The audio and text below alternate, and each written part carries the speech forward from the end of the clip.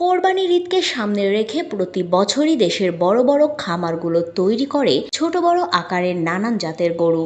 তবে শুধু বড় খামারগুলোই নয়, দেশের বিভিন্ন জায়গায় পারিবারিক খামারেও কোরবানির ঈদকে কেন্দ্র করে গরু মোটা তাজা ও প্রস্তুত করা হয়। এতে প্রতি বছরই আলোচনায় আসে সবচেয়ে বড় আকারের গরুগুলোর নাম। এবারে নাটোরের নলডাঙ্গার আবু বক্কর সিদ্দিক রতন এমন একটি বিশাল গরু প্রস্তুত করে তাক লাগিয়ে দিয়েছেন। নাটোরের নলডাঙ্গা প্রতিনিধি ফজলে রাব্বি জানান, দাদা আনোয়ার হোসেন নাতির নামের সাথে মিল রেখে গরুটির নাম দিয়েছেন যুবরাজ। প্রচলিত পদ্ধতির পরিমাপে গরুটির বর্তমান ওজন ৩০ মণ। ইতিমধ্যেই উপজেলার সাধনগড় গ্রামের বিভিন্ন স্থান থেকে মানুষজন আসছে যুবরাজকে দেখতে।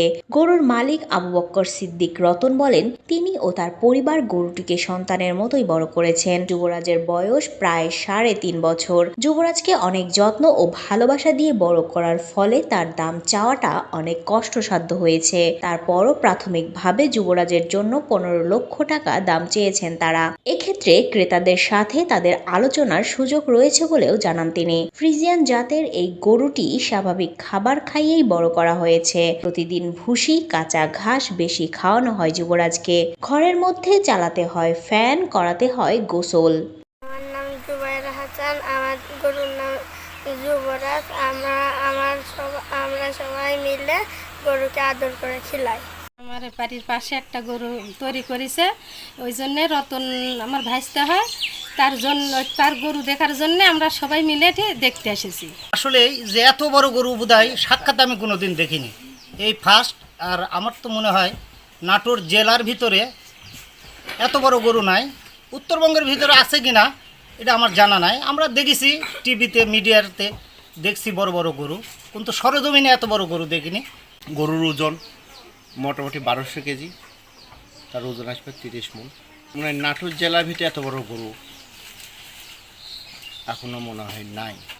এই যে আমাদের পাশে দেখছেন আমার যুবরাজ, এটা আমরা ৩.৫ বছর থেকে খাওয়া লালন পালন করছি, বা খুব পরিশ্রম করে ঘাস টাস দিয়ে বা ভুট্টা, ধান, ছোলা বুট, খেসারি, তারপরে আপনার ধান, গম, এসব প্রত্যেকটা জিনিস মিক্সার করে ভাঙাইয়া আমরা একে খাওয়াই।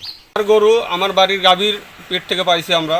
এ যখন হয় তখন আপনার জন্ম তারিখটা ছিল 14 ডিসেম্বর 2020 সাল। তো সেক্ষেত্রে এ পর্যন্তের বয়স এসে দাঁড়াইছে 3 বছর 6 মাস রানিং। তো সে থেকে আপনার লালন পালন করা হয়েছে সম্পূর্ণ প্রাকৃতিক উপায়ে। একে খাওয়ানো হয়েছে জমির তাজা ঘাস, খেসারির ডাল, ছোলা বুট, ভুট্টা, ধান, গম মিক্স করে ভাঙায়া আমরা একে 3 বেলা চালনার সাথে খিলে লালন পালন করে বড় করছি। তো গরুটার নাম দেওয়া হয়েছে যুবরাজ। আমার ছেলের নাম জুবাইর হাসান, তার নামের সাথে মিল রেখে তার দাদাই নাম রাখছিল জুবাইর হাসান, যুবরাজ। তো একে নাটোরের যুবরাজ বলে ডাকা হয়। এর চলাফেরা তাই চলন যুবরাজের মতনই। এ বাসি কোনো খাবার খায় না। এ সম্পূর্ণ মানে ন্যাচারালি যে খাবারগুলো, সেই খাবারগুলো খিলায় তৈরি করা হয়েছে। একে মোটা তাজাকরণের কোনো ধরনের কোনো প্রক্রিয়া ব্যবহার করা হয় নাই।